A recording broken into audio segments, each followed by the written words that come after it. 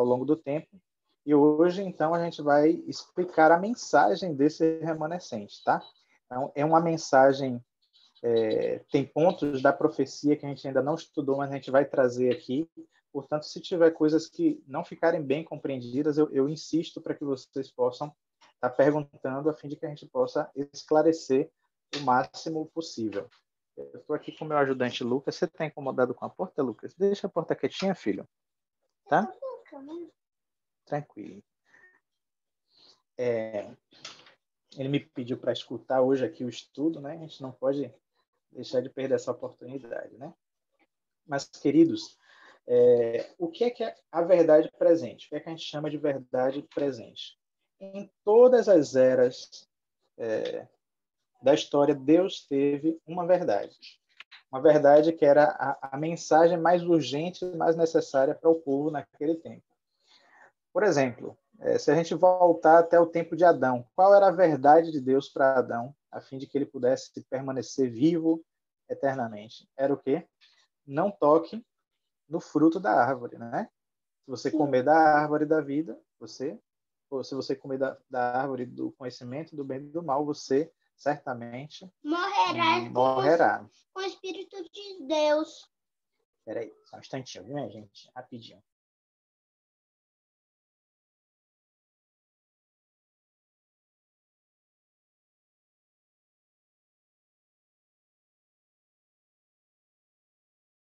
Com a mamãe. Meu ajudante vai assistir no outro celular, que vai ficar melhor, viu? Se a gente voltar um pouquinho no tempo e for, qual era a verdade presente no tempo de Noé? Vamos começar a interação? O que é que vocês acham aí? Qual era a verdade mais urgente e necessária no tempo de Noé? Alguém se habilita? Zé Roberto, boa noite, já entrou. Carla também, boa noite. Queria entrar na arca, né?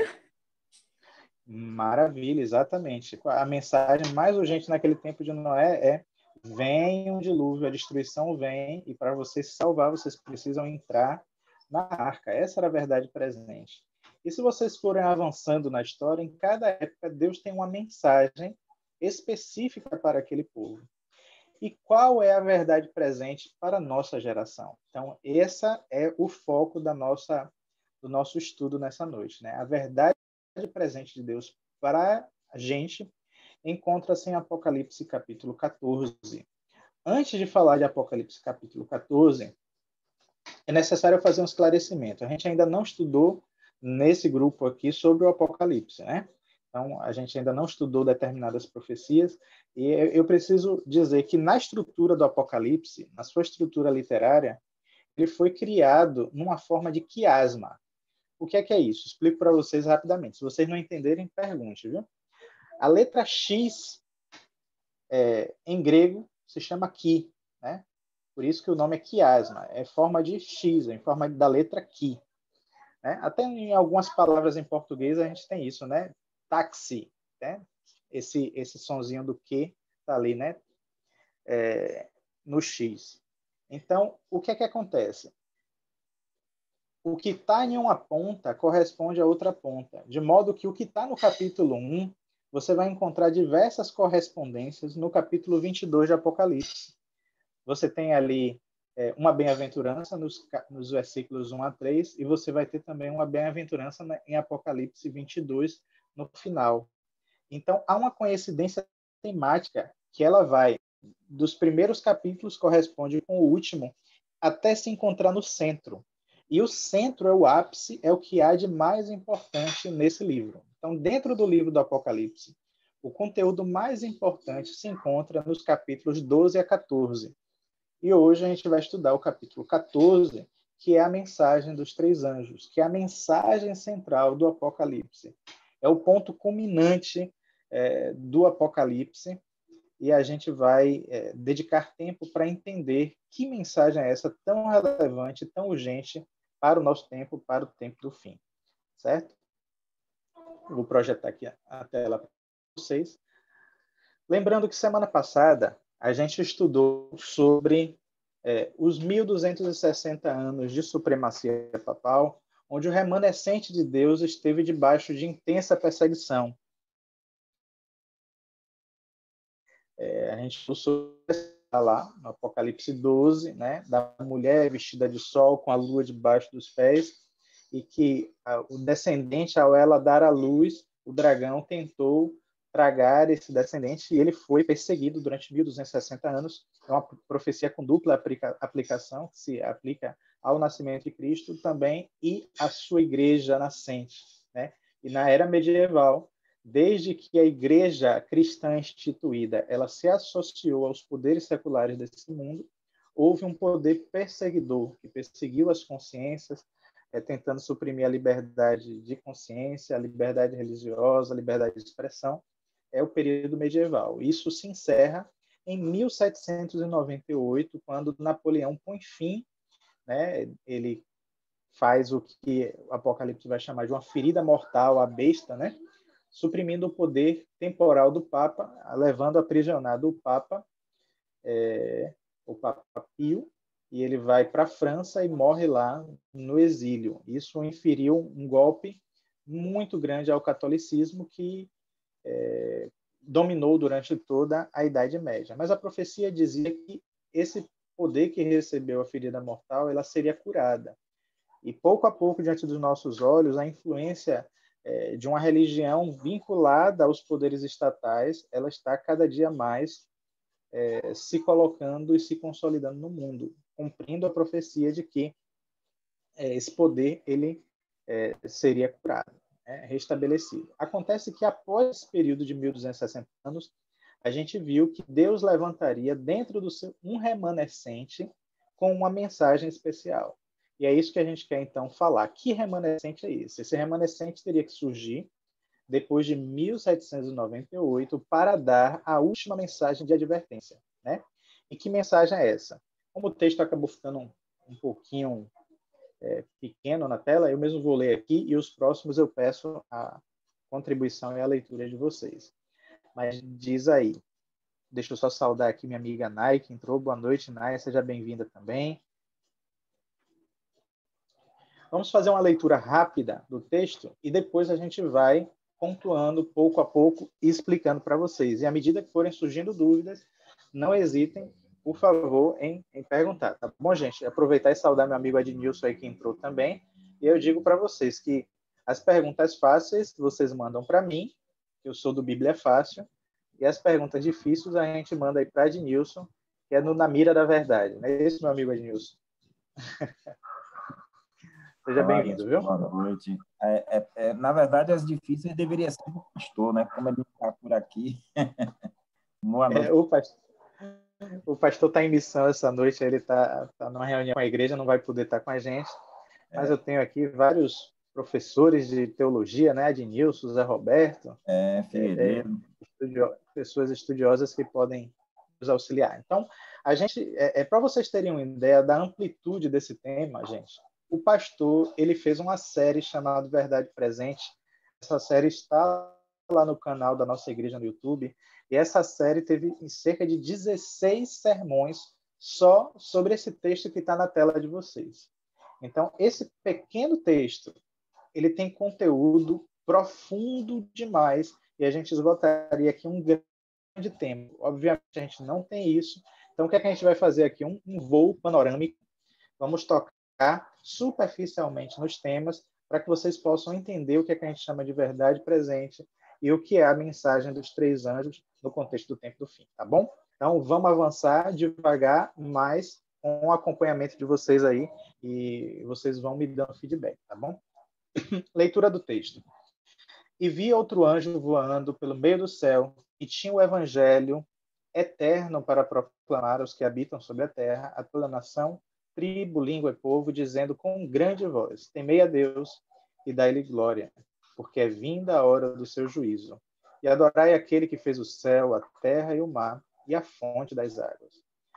E outro anjo seguiu, dizendo: caiu, caiu, Babilônia, aquela grande cidade, a que todas as nações deu de beber do vinho da ira da sua fornicação.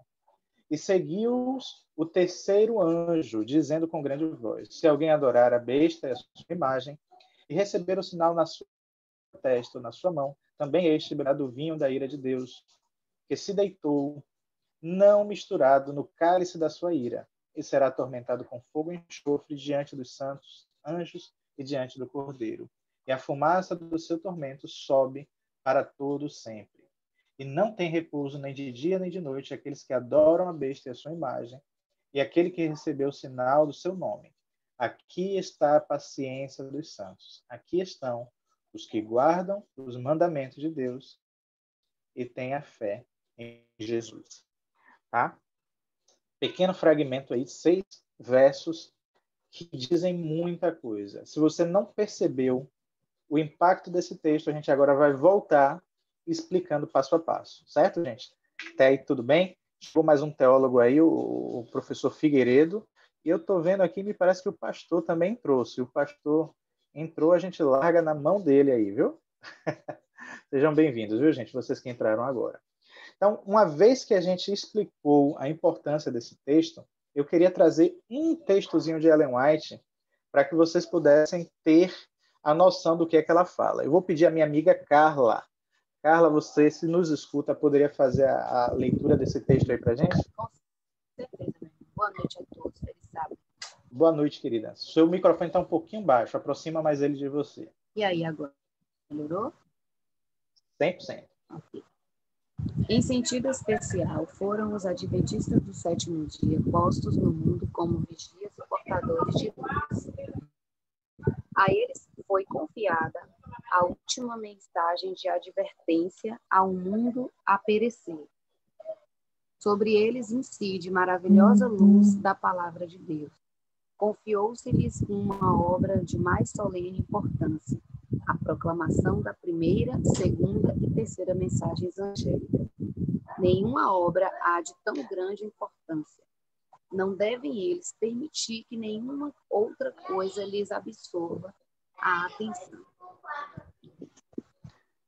Maravilha. Obrigado, Carla. Eu não sei se vocês perceberam o impacto desse conselho, né, dessa citação de Ellen White, onde ela coloca aqui a proclamação dessas 3 mensagens como tema central da nossa pregação, e nada deveria tirar o nosso foco disso. Tudo o que a gente faz na igreja, a gente é acessório, é periférico em relação a esse tema. Ou seja, a gente, claro que vamos falar sobre a valorização da mulher, a gente está falando aí de Outubro Rosa agora, fui falando quebrando o silêncio, mês da criança, homenagem à paz, tem outros temas que a gente vai falar, mas o foco da nossa igreja como missão é pregar as 3 mensagens, e vocês vão perceber agora por que é isso, né? A gente agora vai voltar passo a passo e a gente vai explicar o que é que está dizendo. Vão nos pontuando. A mensagem do primeiro anjo, né? Ele chega dizendo, né? Vi outro anjo voando pelo meio do céu, tendo um evangelho eterno para proclamar aos que habitam sobre a terra, a toda nação, tribo, língua e povo, dizendo em grande voz: temei a Deus e dai-lhe glória, porque é chegada a hora do seu juízo, e adorai aquele que fez os céus, a terra, o mar e a fonte das águas. Analisando a mensagem desse primeiro anjo, a primeira coisa que nos ocorre é perguntar quem é esse anjo, considerando que Apocalipse é um livro que está repleto de símbolos. Será que esse anjo é um ser realmente sobrenatural? Lembrando que a palavra anjo na Bíblia é a palavra angelos, no grego, ela significa mensageiro, né?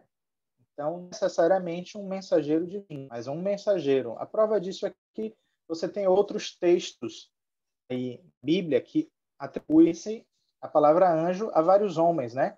Tem o texto aí de Marcos, capítulo 1, verso 2, né? Como está escrito nos profetas: eis que envio o meu anjo ante a tua face, o qual preparará o teu caminho diante de ti. Vós que clama no deserto, preparai o caminho do Senhor, endireitai as suas veredas. De quem é que esse texto está falando? Quem sabe pode nos dizer aí, compartilhar com a gente? Falando da primeira vinda de Cristo, que viria um anjo preparar o caminho dele.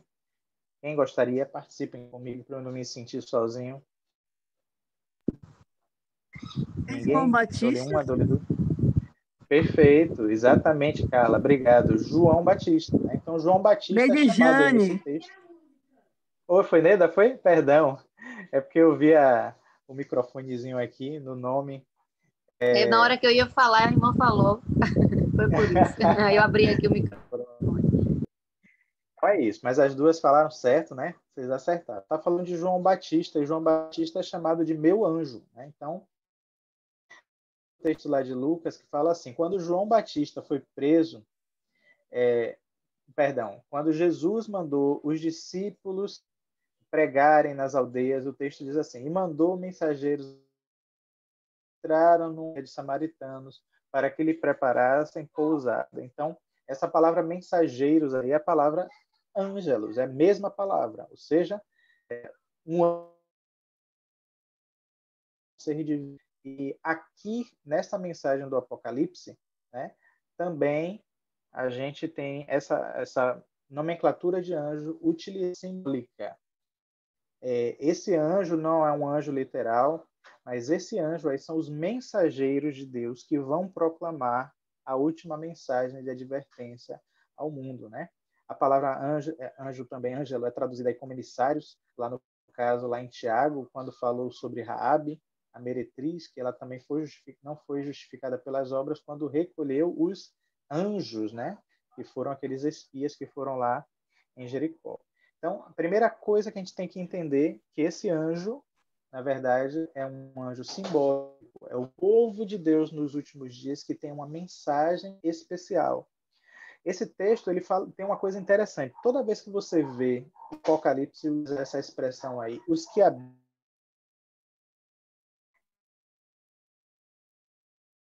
todos que habitam sobre a terra. Por quê? Porque aqui estão em Cristo, eles já são considerados como se já habitassem no céu.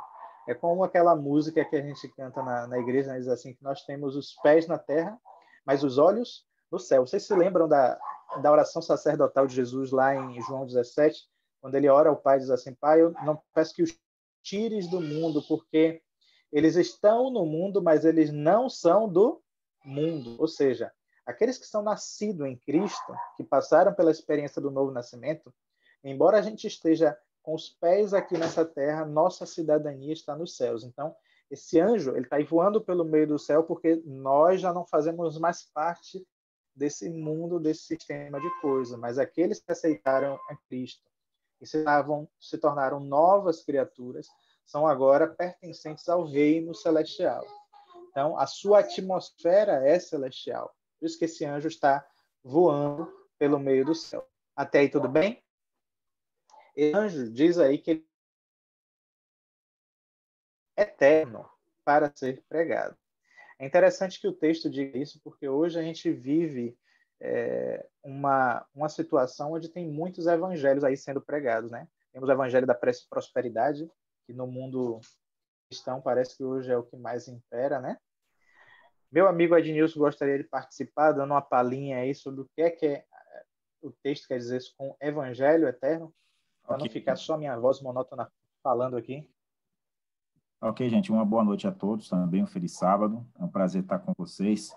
Poderia só acrescentar o seguinte, Jackson, tem um texto na Bíblia, antes de entrar na questão do Evangelho Eterno, que Deus diz que não fará nenhuma coisa sem que antes anuncie por meio dos seus servos, os profetas. Então, quando nós olhamos para a Bíblia, na ocasião em que Deus estava para destruir a terra através de um dilúvio, então, o que é que aconteceu? Ele enviou um mensageiro para advertir ao povo para essa destruição. Quando Deus estava pensando em destruir a cidade de Nínive, ele também mandou Jonas. E quando nós observamos assim, cada evento que marca uma época importante, Deus envia os profetas para anunciar antes. As três mensagens angélicas, elas vão surgir dentro de um contexto que você já abordou muito bem na introdução. Então, Deus suscitou um povo com uma mensagem especial para o tempo do fim, né? Para divertir o mundo. Deus está para destruir Babilônia, então, antes da destruição de Babilônia, ele suscita um povo na terra que vai anunciar essas três mensagens angélicas, né? A primeira mensagem é um convite a adoração a Deus e a volta a obedecê-lo, né? O temor do Senhor. A segunda mensagem angélica, ela é num contexto aí de denúncia, né? Que denuncia a situação de Babilônia. E a terceira mensagem é uma mensagem aí de advertência, né? Para aqueles que permanecerem em Babilônia com essa falsa adoração. Com relação ao evangelho, né? Aí o adjetivo já qualifica, né? O substantivo, né? Você tem aí a qualidade de ser um evangelho eterno. Ou seja, Paulo advertiu que se ainda que um anjo descesse do céu e pregasse um outro evangelho que não fosse aquele evangelho apresentado pelos apóstolos que receberam este evangelho diretamente de Cristo, isso fosse considerado anátema. Então, existe aí falsos evangelhos, evangelhos adulterados. Neste caso aí, o evangelho é o evangelho autêntico, é o evangelho que não sofreu nenhum tipo de infiltração, nenhum tipo de mistura. É o evangelho puro e verdadeiro que anuncia as boas novas de salvação, né? Como de fato é. Eu também queria falar alguma coisinha, pode ser, não? Claro, irmã Carla, fique à vontade. E também quando fala ali, dizendo, pois tei a Deus e dar-lhe glória, porque é vinda a hora do seu juízo, e adorai aquele que fez o céu e a terra e o mar e a fonte das águas. Nos remete à questão da adoração, né? Porque eu acredito que a gente ainda vai falar sobre isso, mas tem tudo a ver com o Evangelho Eterno. Quando a gente fala do Evangelho Eterno, a gente deve mostrar, né, a verdadeira adoração, como ela deve realmente ser feita. E aí essa parte desse versículo nos leva para Êxodo, né, Êxodo 20, onde a gente tem ali os 4 primeiros mandamentos que remete a Deus, mostrando que Ele é o Deus da criação, onde, né, para a gente não ter outros deuses diante de Deus, para a gente não falar o nome de Deus em vão. E aí vem também o 4º mandamento, que é o sinal para a gente, que é o sábado. Então, esses 4 mandamentos primeiros, eles nos remetem à adoração a Deus, primeiramente, né? A gente ainda ilustra daquela maneira, dizendo que é no sentido vertical, né? Primeiramente a Deus, e no horizontal os 6 últimos. Então, temer a Deus e dar-lhe glória faz um link com esses 4 primeiros versos esses 4 primeiros versículos de Êxodo 20, que é quando fala ali do Deus Criador. Então, é algo que a gente também inclui no Evangelho Eterno, que é a adoração ao Deus Criador.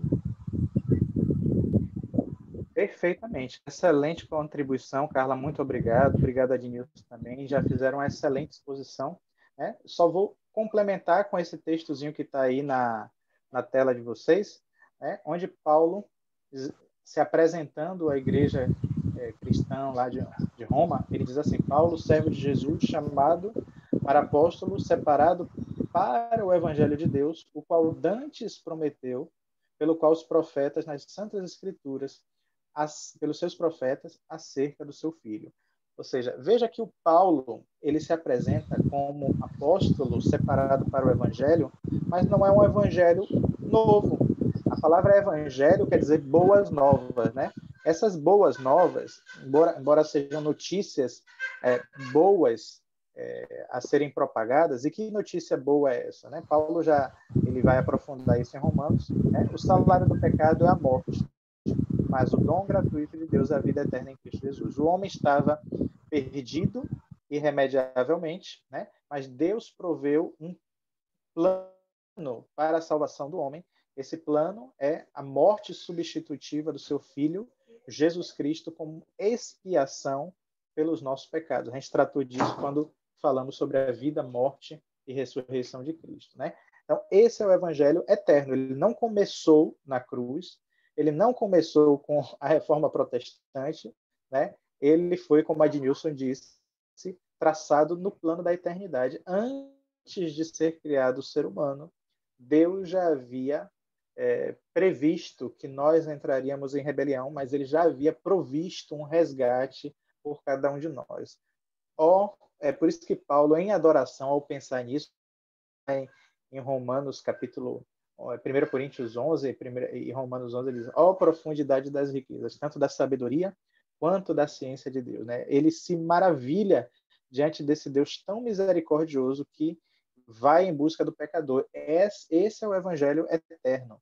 Não é um evangelho adulterado, como a gente tem hoje, onde muitas igrejas estão aí dizendo: venha servir a Jesus, você vai ter casa, carro, emprego, né?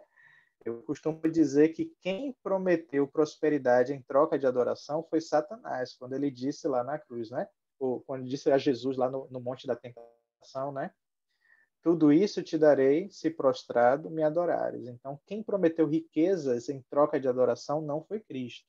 A gente deve ter cuidado com esses falsos evangelhos que estão sendo pregados por aí. O que chama atenção nessa mensagem do Evangelho Eterno é que ele é pregado, é uma mensagem universal, né, a todos os que habitam sobre a terra, tribo, língua, povo, nação, mas ele é pregado em grande voz, né? A palavra grande ou alta voz, como está escrito, ela em grego, a palavra grande é mega e a palavra voz é fone. Né? Literalmente, é um evangelho pregado com um megafone, né? Todos nós sabemos o que é um megafone, né? Um instrumento de amplificação da voz, ou seja, é uma mensagem universal e que deve ser pregada em alta voz, com clareza. Né? Eu coloquei até um textinho de Ellen White aí que diz, né, que as mais solenes verdades já confiadas a mortais nos foram dadas para proclamarmos ao mundo. A proclamação dessas verdades deve ser a nossa obra. O mundo precisa ser advertido e o povo de Deus deve ser fiel ao legado que lhes foi confiado, né?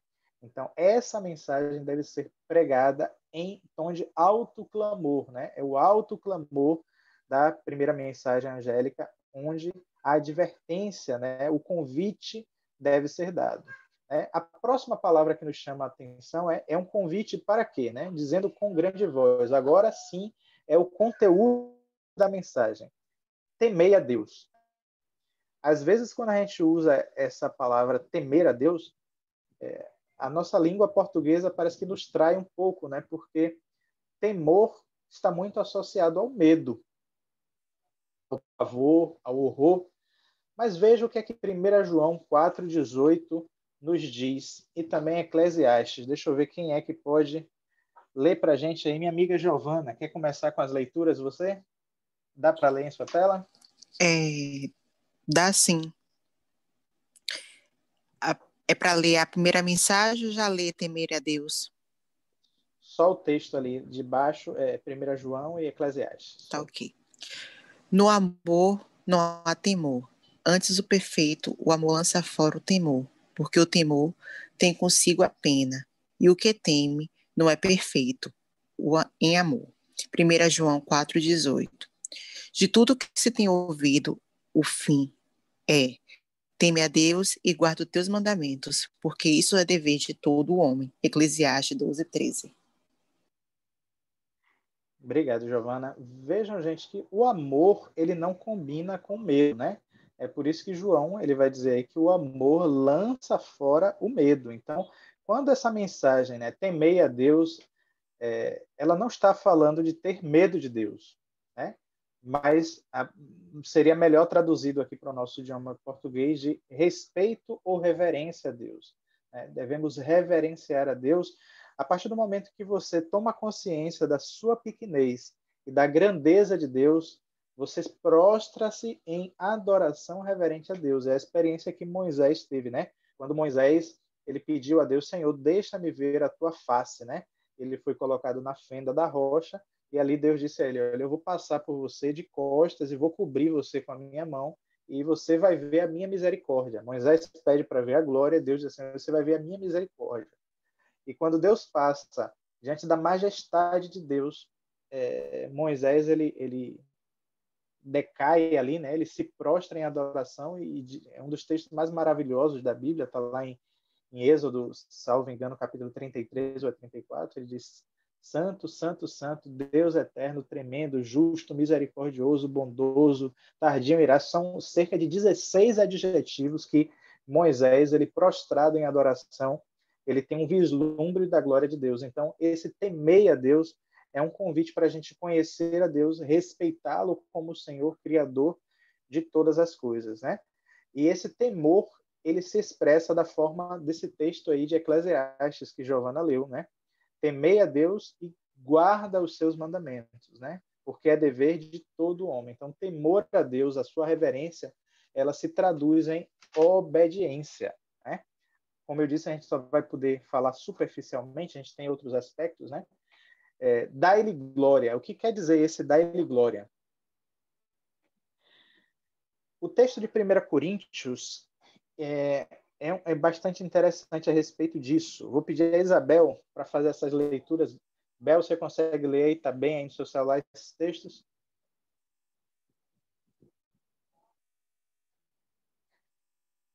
Isabel não está ativa. Vou pedir a Zé Roberto.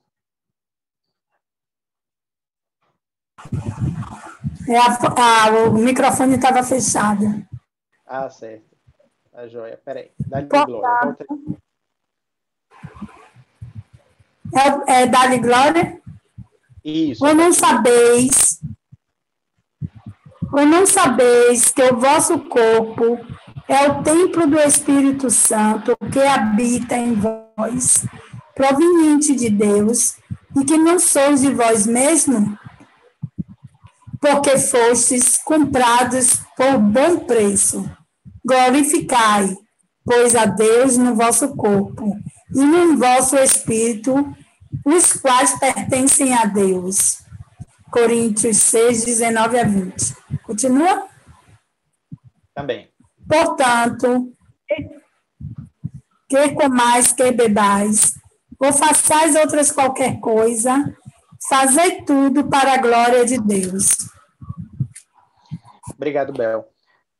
Então, dar glória a Deus é algo que está intimamente associado à forma como a gente usa não apenas os nossos talentos, mas a forma como a gente também usa o nosso próprio corpo. Porque a Bíblia diz que o nosso corpo é templo do Espírito Santo. Portanto, a fim de que esse templo possa estar puro e Deus seja glorificado, né? Nosso templo, nosso corpo precisa estar puro. Aqui nesse Dai Glória a Deus está embutida a mensagem de saúde, né? A reforma de saúde que a Igreja Adventista prega, de que a gente deve, através do nosso corpo, glorificar a Deus. A gente quebra esse dualismo que a gente herdou do platonismo, né? Que diz que o corpo é mau, a alma é boa, então se desprende. Então, isso aqui cai por terra diante dos textos da Bíblia, porque Deus criou o nosso corpo. E lá em Gênesis, ao Deus criar o ser humano, ele diz, e viu Deus que era muito bom. Então, o corpo que Deus nos deu é um corpo que ele projetou para cada um de nós. Esse corpo não é mau, mas a gente faz muitas vezes um uso equivocado do nosso corpo no que tange a nossa alimentação. E aqui nesse Dai Glória a Deus está embutida a forma de que a gente glorifique a Deus também, como a gente coloca o alimento dentro do nosso corpo, né? Que alimento a gente está colocando aqui? Esse alimento vai nos dar um bom sangue para que a nossa mente esteja livre para poder meditar e respeitar a Deus, ou a gente está se intoxicando de forma que a gente não possa ter concentração, viva com enxaqueca, viva com doenças cardiovasculares, de forma que a gente não consiga adorar a Deus completamente, porque a gente está sempre em estado de apatia ou de saúde fragilizada. Então, Deus quer que a gente tenha boa saúde a fim de poder estar na sua presença e glorificá-lo, né? Então, Pois não, Adnilson? Eu vejo também um aspecto importante aí, esse contexto de dar glória a Deus, né? E com os textos que nós temos na tela aí, tanto de Coríntios como no capítulo 6 e no capítulo 10, especialmente quando o Paulo diz assim, quer comais, quer bebais, é uma referência clara à reforma de saúde. Mas ele também fala assim, ou façais qualquer outra coisa. Então, nós podemos entender aí a mensagem da santificação implícita também nesse contexto de glorificar a Deus. Então, a Bíblia diz que nós não podemos usar para a prostituição, para a imoralidade. Então, existem outros aspectos assim de glorificar a Deus no nosso corpo que não estão apenas relacionados com aquilo que comemos ou bebemos. Esse é um aspecto. Mas, assim, a questão da santificação envolve vários aspectos morais também, né, de comportamento, porque nós pecamos, às vezes, contra o próprio corpo de diversas formas. Então, essa glorificação a Deus é, na realidade, também uma mensagem que está relacionada com a consagração, com a santificação, ok? Perfeito, irmão, eu também queria excelente. dar uma palavrinha. A gente Fala, vai se Carla. empolgando. O irmão Adnilson colocou muito bem, muito importante mesmo, porque quando a gente pula lá para aquela partezinha que ou faz qualquer outra coisa, né, isso generaliza muito, né, as nossas ações, o nosso dia a dia, porque a gente cai muito naquela de glorificar o eu em muitos aspectos, ao invés de glorificar a Deus, né? Então, ou façais qualquer outra coisa. Então, isso também nos leva a tudo o que a gente for fazer, dar glórias a Deus e colocar aquilo como sendo Deus, o autor. Tem até um texto da Bíblia que fala, né, dai glórias por tudo, dai graças por tudo. Então, assim, para a gente saber colocar Deus como autor de tudo aquilo que está ligado à nossa vida, ao nosso corpo, né, à nossa mente, aquilo que a gente ganha durante o dia, aquilo que a gente, né, se submete à vida profissional, à vida financeira, em todos os aspectos, a gente sempre está glorificando a Deus. Perfeito, Carla. É justamente isso, né? E tem mais um texto aí, né? Porque é chegada, é vinda a hora do seu juízo. Esse texto, ele nos aponta lá para Daniel, capítulo 7, onde Daniel vê a cena do juízo, onde foram postos tronos, e ele viu lá o Filho do Homem se achegando para julgar no tribunal, ele viu os livros abertos. Então, a hora do juízo, essa hora do juízo é a hora onde Deus vai julgar o caso da humanidade, né? Começando pela casa de Israel, ou seja, pelo povo de Deus ao longo dos tempos. Então, ao final daquele período profético que eu falei para vocês, dos 1260 anos, Deus levantaria um povo que falaria sobre a hora do juízo de Deus, né? E isso aconteceu. Esse movimento se levantou para pregoar, diferente do que se acreditava então naquele momento. Naquele momento, a maioria das igrejas pregavam que haveria 1000 anos de paz antes da vinda de Cristo, né? Eles estavam no progresso do metade do século XIX, onde as ciências, a tecnologia, a segunda revolução industrial estava a pleno vapor, né? O mundo estava sendo cortado por estradas de ferro, carvão, vapor, petróleo começando a ser descoberto e tudo mais. Então, matrizes energéticas, né?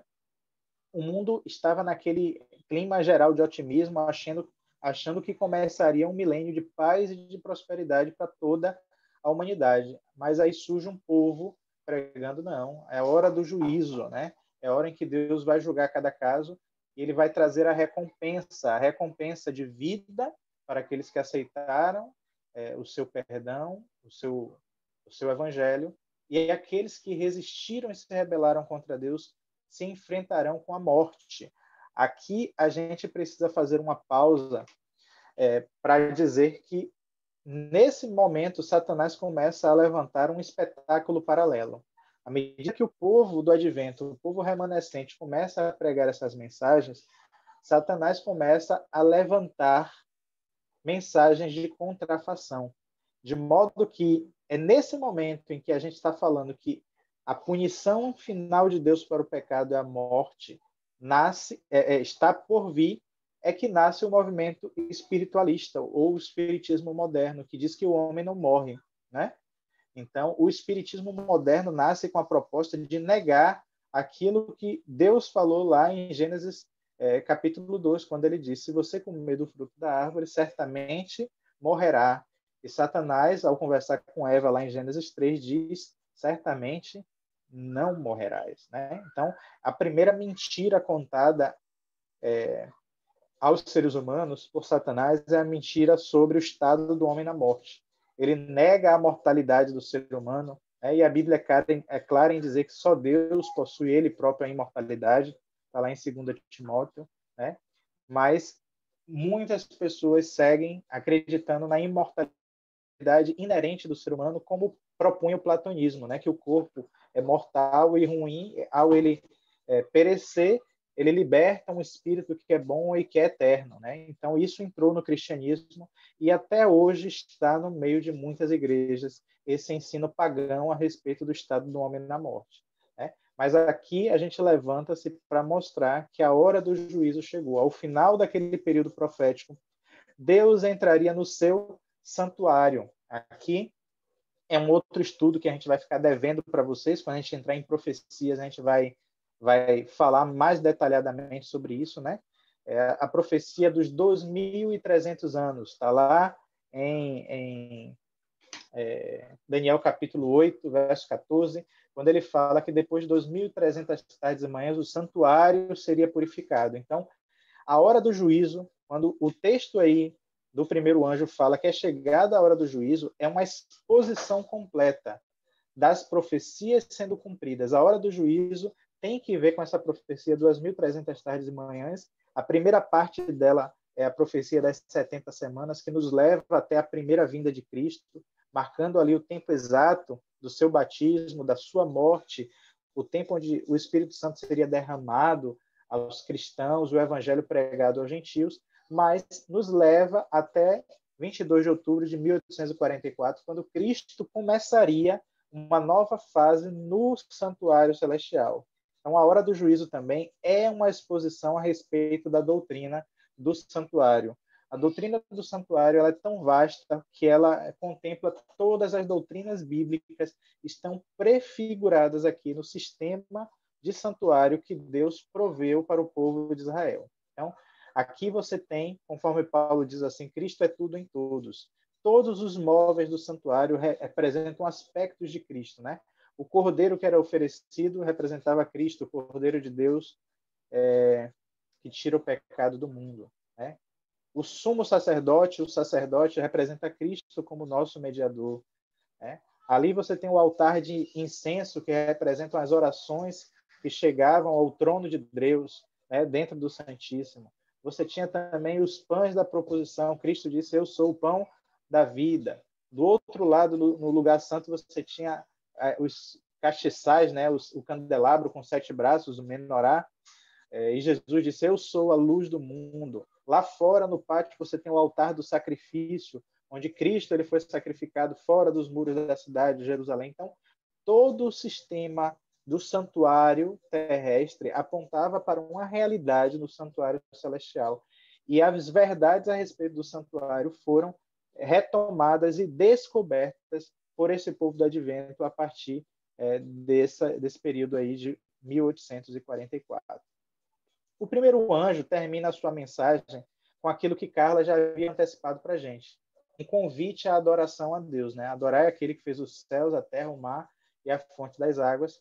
E a adoração, ela está completamente vinculada à forma como a gente obedece à lei de Deus, né? É preciso lembrar que esse é um link literário aí.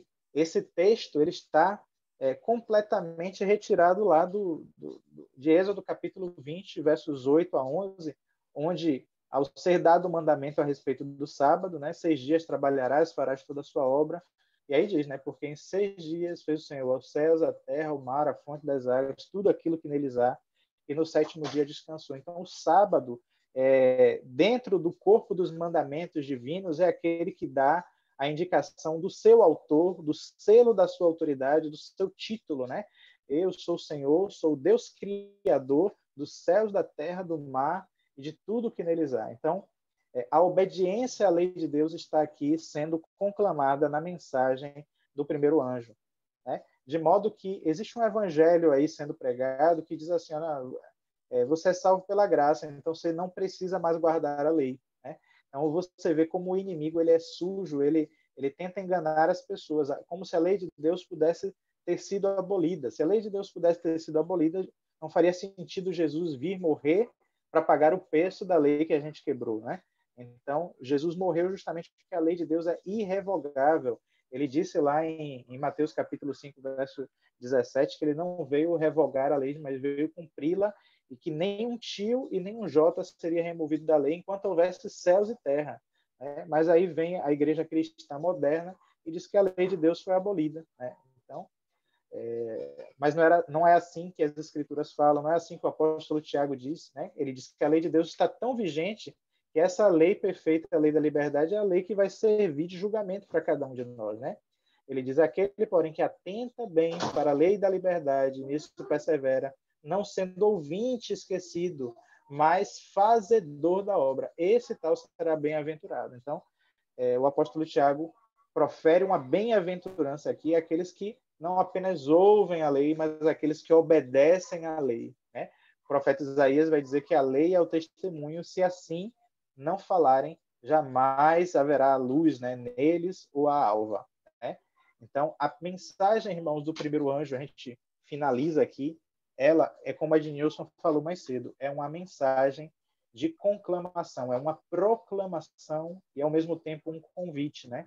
Um convite a temer a Deus, né? Ou seja, amá-lo e reverenciá-lo, respeitá-lo, dar glória a Ele, promovendo em nosso próprio corpo, né? E em nossa própria vida, em nossa existência, uma forma que glorifique a Deus, sabendo que é chegada a hora do seu juízo, que Jesus está no santuário celestial, no Santo dos Santos, intercedendo por nós, e a partir do momento em que ele lançar fora o incensário, quando terminar a intercessão de Cristo no santuário celestial, todos os destinos estarão selados para sempre.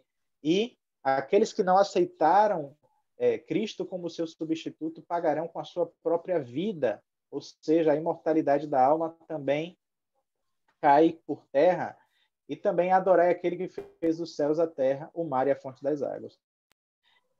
Só mais um comentário aqui. Eu disse a vocês que, a partir do momento que Deus restaurava essas verdades, o inimigo também começava a fazer aquilo que Michelson Borges, jornalista, ele costuma chamar de o espetáculo paralelo de Satanás. Ele, ao mesmo tempo em que surge essa mensagem, né, dos três anjos, surge o espiritismo, né, negando a questão da mortalidade da alma humana. Ou seja, se você é imortal, você não precisa de um redentor, né? Você pode se aperfeiçoar a você mesmo, né? E a partir do momento que a gente conclama a adorar um Deus que é criador, né? Porque a mensagem diz adorar aquele que fez os céus, o mar e a fonte das águas, está conclamando a adorar Deus como criador. Mas qual é a doutrina que surge nesse mesmo tempo? Nesse mesmo ano de 1844, Charles Darwin estava escrevendo os manuscritos do livro As Origens das Espécies. Ele só foi publicar esse livro em 1859, mas em 1844 ele já tinha escrito, né? E, ou seja, é a negação de Deus como criador, é aquela doutrina da seleção natural, é o darwinismo, é o evolucionismo, que é hoje aquilo que impera, inclusive entre muitas igrejas cristãs. Pasmem vocês, tem muitos cristãos que se dizem que são evolucionistas teístas, acreditam que o relato de Gênesis não é literal, que Deus criou através de processos evolutivos, né? Mas esse povo que foi conclamado para dar essa mensagem é um povo que acredita na literalidade, que Deus criou o mundo em 6 dias literais, no 7º dia descansou, portanto, ele é o nosso Criador. Se a gente anula os primeiros capítulos, né, se não houve uma criação em 6 dias, se não houve um ser humano criado no 6º dia e que comeu de um fruto, e que houve uma queda moral e uma expulsão do paraíso, então, se não houve a queda, não há necessidade de um redentor, né? O que esses professos cristãos não parecem perceber é que, ao destruir a literalidade de Gênesis 1, a gente destrói toda a necessidade do evangelho e da redenção. Não é isso mesmo, Ednilson? Exatamente, né? E um aspecto assim, Jackson, que você enfatizou com relação ao surgimento aí da teoria da evolução e da negação da existência de Deus, né? A maneira também como Satanás ele conseguiu de certa forma, banalizar ou ridicularizar o livro de Gênesis. Por quê? Porque o livro de Gênesis apresenta Deus como sendo o Criador e conta-nos a história também ali da origem do pecado, né, para a raça humana. Então, um casal colocado no jardim do Éden e que comeu um frutozinho lá e tal, e que foi uma serpente que falou, e por conta disso veio o pecado. Então, Satanás ele tem usado aí várias histórias de ficção, Chapeuzinho Vermelho, Branca de Neve, e no final essas histórias todas assim, elas são muito ridículas e todo mundo entende como sendo história fantasiosa, né? Então, Chapeuzinho Vermelho não existe, Branca de Neve não existe, coisas desse tipo assim. Então, Adão e Eva também, lá no Éden, com a serpentezinha que apareceu falando e deu um fruto também, isso é nada mais, nada menos do que uma história também da carochinha, né? Uma fábula, né? Uma fábula, exatamente. Então, as pessoas estão engodadas por esses aspectos aí e acham essa história muito tola para ser verdade. Então, são mecanismos que Satanás tem utilizado aí para conseguir levar as pessoas para a incredulidade, para o desprezo da palavra de Deus, enquanto ele tira vantagem e proveito na sua obra de enganar e levar muitos à perdição. Perfeito, Nilson. Excelente contribuição. É justamente isso. Como o horário já está avançando aqui, eu estou preocupado porque a gente não avançou para as outras mensagens, mas eu vou fazer um breve resumo aqui sobre a mensagem do segundo anjo e do terceiro anjo para a gente poder abrir até para perguntas que tiverem algumas dúvidas, viu? Então, veja aí, a mensagem do primeiro anjo a gente já explanou aí, é uma mensagem que fala sobre dar glória a Deus, adorar a Deus, né? O tema central do Apocalipse é a adoração. Isso está no capítulo 14 aí como a nossa proclamação, mas quem conhece sabe que em Apocalipse 13 o poder das trevas, né, representado ali pela besta, ele faz com que todos adorem, ricos e grandes, pequenos, assim como Satanás queria a adoração de Jesus lá no Monte da Tentação, esse poder ele quer a adoração de todas as pessoas, mas aqui a mensagem é conclamar a adorar o único Deus verdadeiro, né? Então, no capítulo 13 você tem os adoradores da besta e aqui você tem aqueles que são chamados a adorar o único Deus criador. Como é que o segundo anjo expressa a sua mensagem? Ele diz assim, e outro anjo seguiu dizendo, caiu Babilônia, aquela grande cidade que a todas as nações deu a beber do vinho da ira da sua fornicação. Obviamente, Apocalipse aqui, ao falar de Babilônia, está falando em termos simbólicos, né? Porque a Babilônia literal, ela já havia caído, né? Ela caiu no ano 539 a.C., né? Vocês devem se lembrar das histórias lá em Daniel, né? A gente ainda não estudou aqui as profecias de Daniel e Apocalipse, né? Mas quem conhece sabe que Daniel, capítulo 2, o rei Nabucodonosor, ele erige uma estátua, né? E ele conclama todas as pessoas a adorarem essa estátua, né? Ele tem um sonho e ali naquele sonho Deus revela a Daniel o significado daquele sonho, mas logo após o impacto disso passa e ele faz uma estátua toda de ouro, querendo dizer que seu reino jamais passaria e todas as pessoas são conclamadas a adorar. E Sadraque e Mesaque ali são lançados na fornalha de fogo porque não fazem uma adoração, né? Essa Babilônia é trazida como um símbolo de poderes místicos e uma religião deturpada com a autoridade do Estado, né? Veja que Nabucodonosor ele exigia a adoração para seus deuses, mas ele impunha isso com as leis civis do Império. Então, ou seja, leis civis e governo religioso estavam atrelados ali. Quando o anjo diz aí, caiu Babilônia, é esse sistema de governo de Babilônia que caiu, né? Esse mesmo sistema que houve no passado e que também dominou na Idade Média durante os 1260 anos, agora a denúncia de que esse poder que se imiscuiu com os reis da terra caiu. Nós precisamos denunciar, ou seja, como a Adnilson disse, o segundo anjo é uma mensagem de denúncia. Denúncia de quê? De que Babilônia, que é essa confusão religiosa misturada com poder civil para forçar as consciências, ela tem os seus dias contados, né? E assim como Babilônia caiu, como foi que Babilônia caiu? Em meio a uma orgia, né? O neto de Nabucodonosor estava lá tomando vinho nas taças sagradas que foram trazidas de Jerusalém, e ali Ciro, o rei da Pérsia, ele manda secar o rio Eufrates, e com seu exército ele entra por baixo, né? E naquela noite em que eles estavam lá enchendo a cara, uma mão escreve na parede Mene, Mene, Tekel e Parsim, eles não entendem nada daquilo, chama lá Daniel velhinho, e Daniel diz assim, olha, tá aqui, ó, a interpretação é essa, né? Pesado foste na balança e achado em falta, e teu reino foi dividido, foi dado aos medos e os persas. Então, naquela noite caiu o reino da Babilônia, em 539 a.C. Essa Babilônia é tomada como símbolo desse poder civil e religioso que oprime o povo de Deus, zomba e tem o seu vinho, né? Tem dado o seu vinho da sua fornicação. O vinho na Bíblia são as suas doutrinas, né? Lamentavelmente, essa igreja cristã que se corrompeu e, ao longo dos tempos, se imiscuiu com os poderes terrenos, né?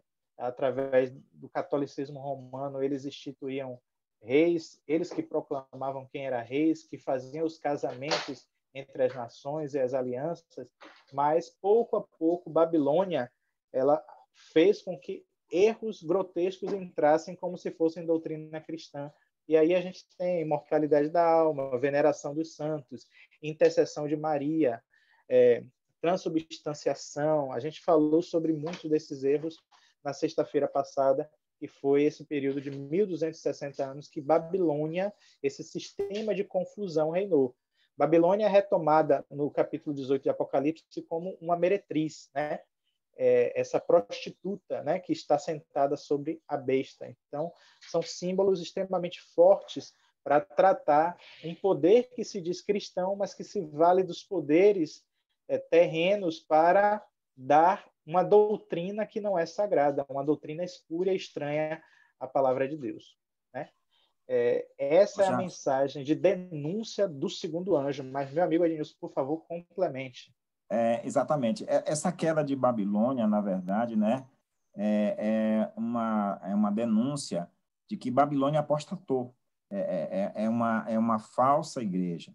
É interessante que, no contexto aí da segunda mensagem, essa Babilônia decaída, ela também traz nas suas mãos aí um vinho da fúria da sua prostituição. E como você compara o texto da segunda mensagem angélica com Apocalipse 17, né, que você mencionou aí da mulher que está sentada sobre uma besta, essa mulher também ela traz nas mãos um cálice também contendo um vinho, e esse vinho é também chamado de abominações, e ela dá a beber a todas as nações da terra que enlouquecem. Eu não sei se vocês acompanharam os jornais essa semana, mas o Papa Francisco fez aí um pronunciamento, né, que, de certa forma... abalou o mundo, né? Abalou o mundo no sentido aí da questão da visão da Igreja Católica agora com relação à questão do homossexualismo. E é interessante a gente perceber que na reportagem mostrou que aquela parte conservadora da Igreja, que até certo ponto resistia a determinadas declarações do Papa Francisco, desta vez, quando ele fez esse tipo de pronunciamento, eles se tornaram mais flexíveis, eles se tornaram, assim, de maneira... se mostraram mais favoráveis a essa posição que o Papa está assumindo. Inclusive, teve até um bispo que já antecipou-se dizendo que ele vai dar a bênção sobre uniões homossexuais, né, essa relação homoafetiva. E quando eu vi essa reportagem durante essa semana, a primeira imagem que me veio à cabeça foi exatamente Apocalipse 17, onde João vê aquela mulher com vestes de prostituta, com cálice de abominações nas mãos, dando a beber a todas as nações da terra para que enlouqueçam. Como isso se cumpre assim de maneira, sabe, muito, muito própria, surpreendente. Então, não somente a questão, como enfatizamos, das doutrinas que foram subvertidas, né? Você mencionou aí a adoração de ídolos, a intercessão de Maria, que lança por terra a intercessão de Cristo, a doutrina da transubstanciação, né? E tantas outras coisas aí, como a tradição substituindo a palavra de Deus, né? Sendo mais importante do que a palavra de Deus. Mas você vê esse tipo também de aceitação de práticas que são condenáveis pela palavra de Deus, sendo agora absolvidas pelo Papa, com a sua autoridade, e dando ao mundo agora um veredito que tudo bem, aceitem que está tudo certo, contrariando a palavra de Deus completamente, né? Então, isso mostra, de fato, como nós estamos vivendo no tempo do fim e como em breve, esta igreja que tem influenciado ao mundo inteiro a se afastar da verdade, ela vai sofrer os juízos de Deus, conforme a profecia diz. Excelente, Ednilson. Você trouxe uma pauta recente, uma pauta do dia, que ilustra bastante bem a posição de Babilônia no mundo atual. E antes desse Papa, me parece que foi Ratzinger, se não foi ele, foi João Paulo II, que tem uma declaração expressa, dizendo assim que a teoria da evolução expressa melhor a nossa compreensão do Gênesis, ou seja, a religião deturpada, a religião decaída, ela apoia tanto o evolucionismo como agora apoia o homossexualismo e tem dado de beber do vinho, né, da sua doutrina. Ou seja, aqui a doutrina cristã e os ensinamentos da Bíblia são substituídos pelos dogmas e pelos ensinamentos de uma religião que se imiscuiu com os poderes dessa terra, né, a fim de manter o politicamente correto, a fim de agradar aos poderes que têm lobby nesse mundo. Elas estão cedendo os valores cristãos, como já aconteceu em tempos anteriores, né?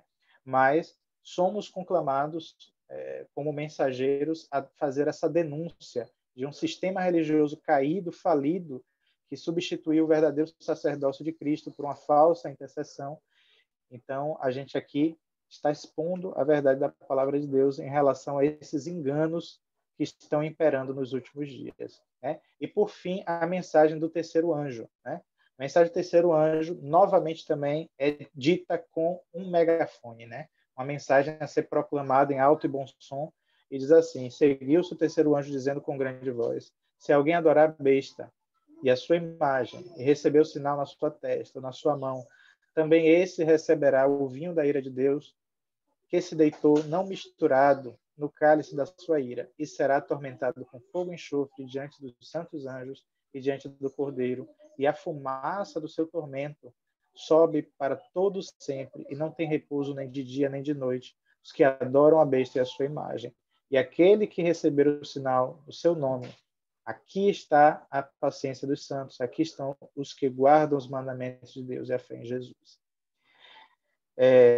Tem um textinho aí de Ellen White que eu coloquei que diz assim: a mensagem de justiça de Cristo há de soar desde uma até a outra extremidade da terra, a fim de preparar o caminho ao Senhor. Esta é a glória com que será encerrada a mensagem do terceiro anjo. Essa mensagem, com grande voz, irmãos, ela será proclamada com grande poder e com autoridade.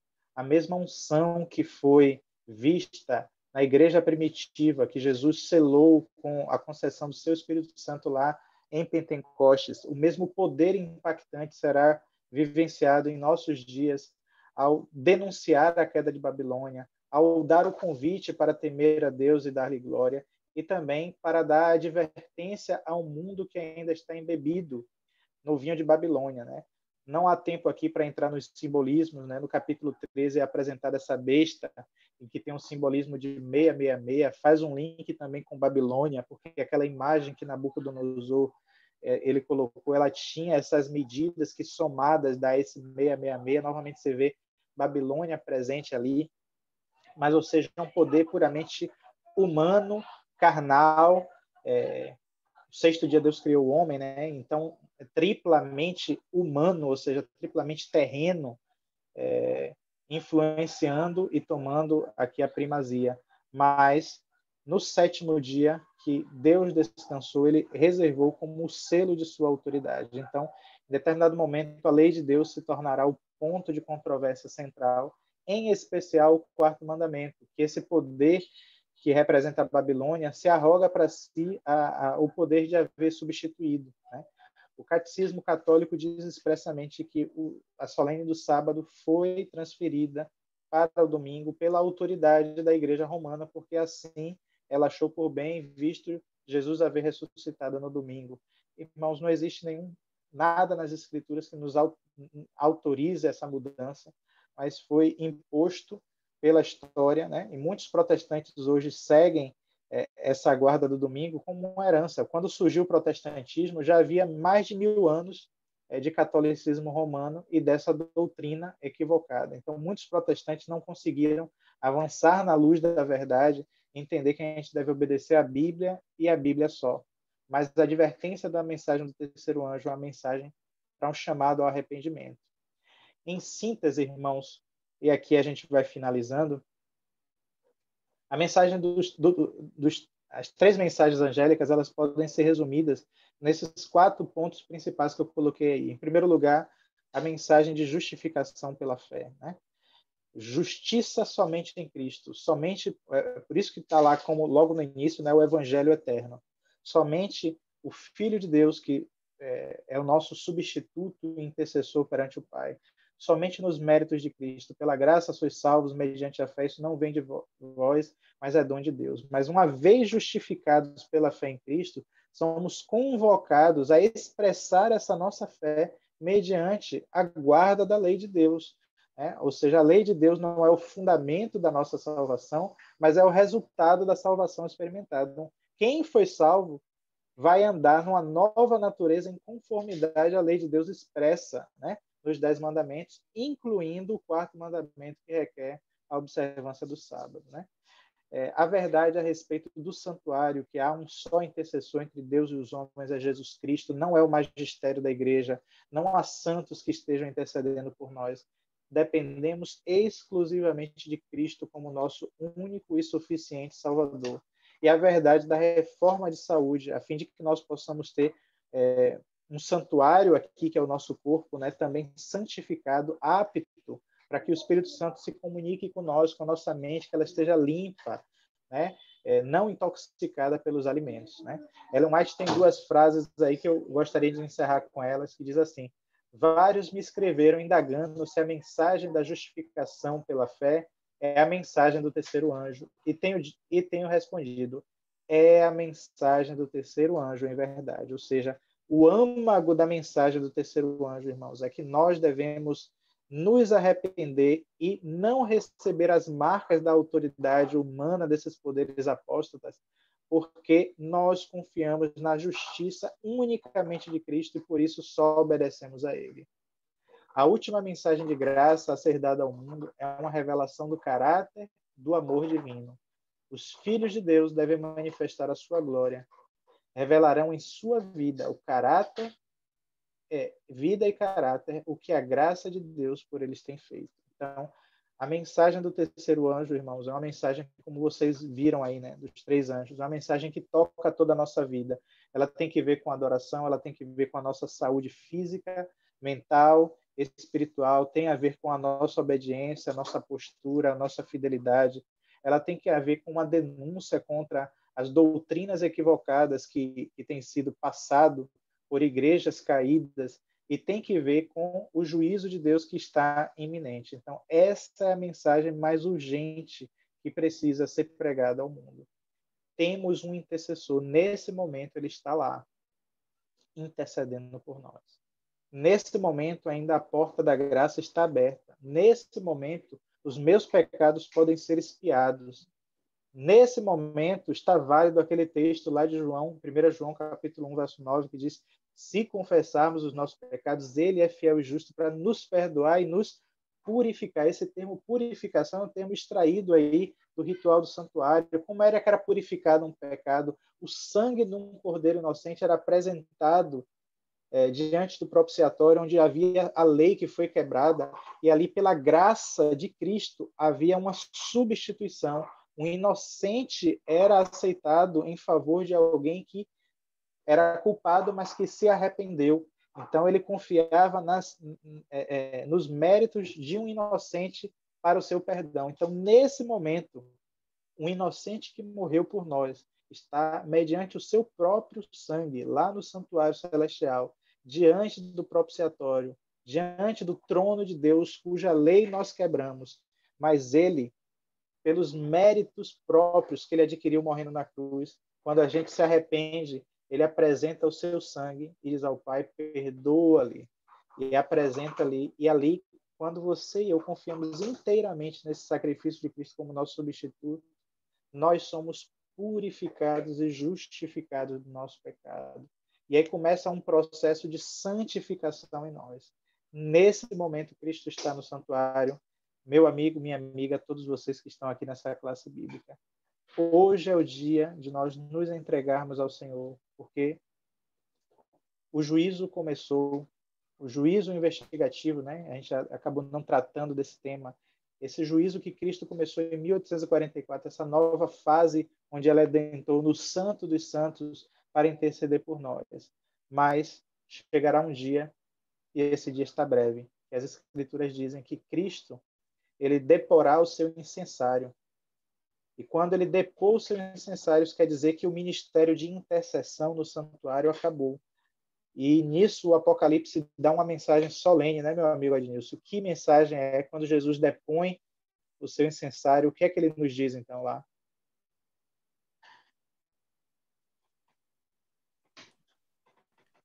Quando Jesus Cristo terminar a sua obra no santuário celestial, né, no lugar santo dos santos, né, então, finda-se a oportunidade da salvação, fecha-se a porta da graça, e aí então está consumado de fato, né? Não haverá mais oportunidade de arrependimento. Então, a Bíblia adverte, né, que o santo ele deve continuar na prática dos bons atos, das boas obras, da santificação, né? Os limpos continuarão, sim, também assim se aperfeiçoando no caráter, né? Sendo santificados, ao passo que o sujo continuará ainda a sujar-se mais ainda, né? Os ímpios continuarão agora numa degradação moral, né, progressiva, porque não sentem mais a influência do Espírito Santo em suas vidas, pois a oportunidade findou. Então, esse tempo, Jackson, ele é tão tremendo que a irmã Ellen White, no Grande Conflito, ela chega a fazer uma menção de algo que, quando eu li, eu me impressionei. Ela diz que nessa época, quando findasse a porta da graça, homens andarão sobre a terra tendo a aparência de demônios, porque a ira de Satanás vai cair sobre a cabeça do pecador desabrigada, né? Após o fechamento, sem a graça de Deus. Após encerrar-se a oportunidade de salvação, não é verdade? Então, meus amigos, eu espero que vocês tenham entendido a solenidade e a importância dessas 3 mensagens angélicas. Nela está embutida um corpo de mensagens, vamos dizer na nossa linguagem mais moderna, está compactada aqui um corpo de verdades que inclui justificação pela fé, o santuário celestial e Cristo como nosso único intercessor, a importância da obediência à lei de Deus, não como meritória, porque a obediência não é meritória para a salvação, ela não é o fundamento, mas ela é o resultado da experiência da salvação, né? A experiência da reforma de saúde, de abster-nos de tudo aquilo que nos contamina e que obstrui nossa mente de pensar em Deus. Então, a mensagem de advertência solene ao mundo para que se afaste de Babilônia e abandone todos os erros doutrinários e passe a viver o evangelho puro, eterno de Deus. Essa é a mensagem de Deus para nós. Como disse o verso de Ellen White lá no início, né, que eu li para vocês, essa é a missão mais solene que Deus deu à igreja e nada deve nos desviar desse foco. Todo mais é acessório, mas o âmago é a justiça pela graça, mediante a fé em Cristo Jesus, nosso substituto, nosso intercessor no santuário celestial, cujo juízo está na fase final. Eu espero que cada um daqueles que estão aqui presentes nessa classe de estudo tenham depositado, se você não fez isso ainda, faça urgentemente. Coloque Cristo como seu único e suficiente Salvador. Confesse diante dele os seus pecados em arrependimento, peça perdão crendo e receba a renovação da sua vida. Peça que Ele santifique você, conforme diz o texto, né? Santifique sua alma, corpo e espírito. Coloque-se como um santuário do Espírito Santo aqui, para que a gente possa juntos nos preparar para aquele grande dia em que Jesus virá resgatar os seus. Esse é o âmago da mensagem dos três anjos, né? Que eu espero que a gente tenha conseguido, mesmo que superficialmente, fazer se entender. E nesse momento eu gostaria de abrir para, se alguém quisesse comentar ou ter alguma pergunta, se parou ainda alguma dúvida, que, por favor, possa participar nesse momento também.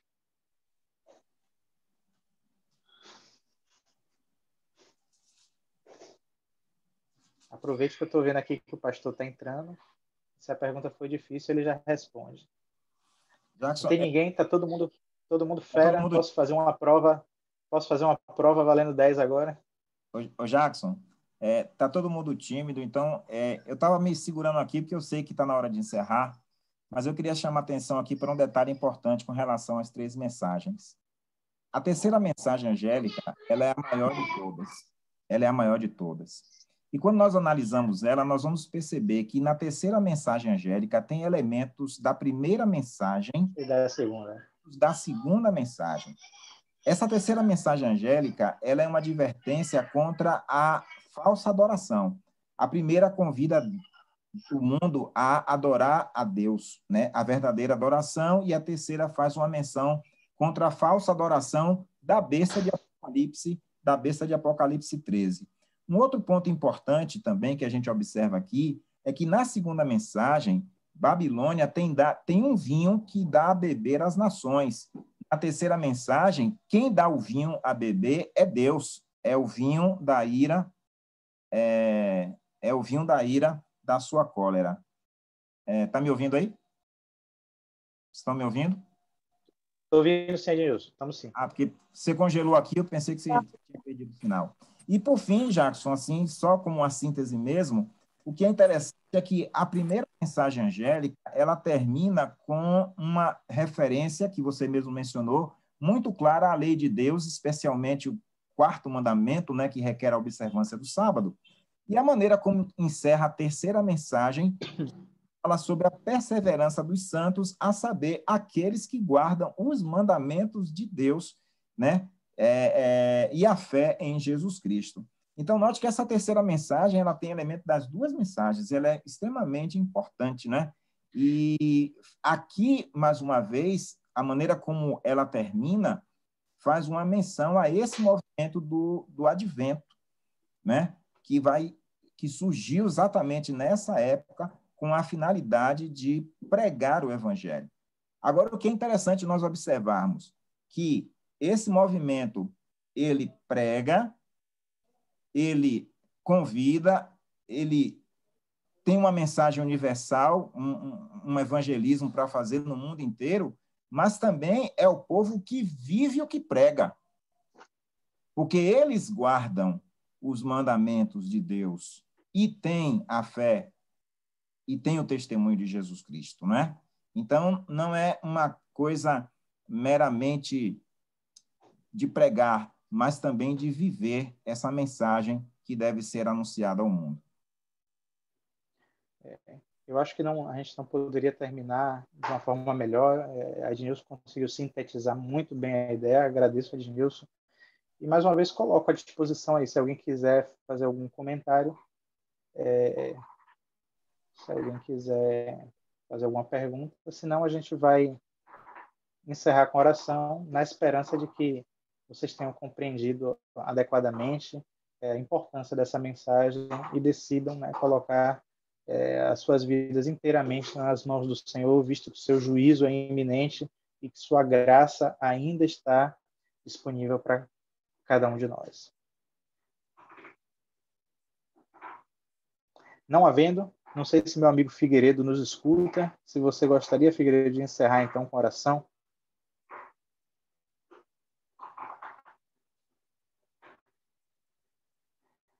Não nos escuta. Vou pedir para você mesmo, meu amigo Ednilson, então, encerrar, por favor, com a oração. Oremos, então. Santo Deus e eterno Pai, a nossa gratidão a Ti por mais essa semana. Sabemos das lutas, das dificuldades que nós estamos vivendo nesses últimos dias da história e, com certeza, para cada um de nós, os que aqui estamos, passamos por momentos de ansiedade, de grande expectativa, diante dos desafios que nós estamos vivendo a cada dia.